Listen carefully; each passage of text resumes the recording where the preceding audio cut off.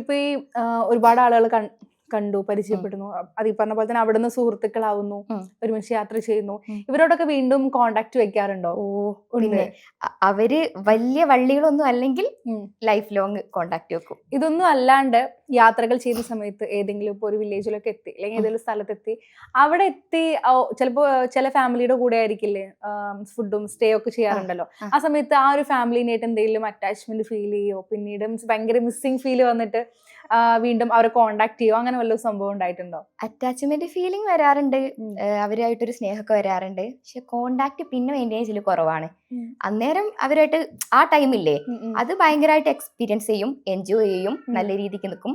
പക്ഷെ പിന്നീട് അവരെ തേടി വരിക, അവരെ കോണ്ടാക്ട് ചെയ്യുക എന്നുള്ളത് കുറവാണ്.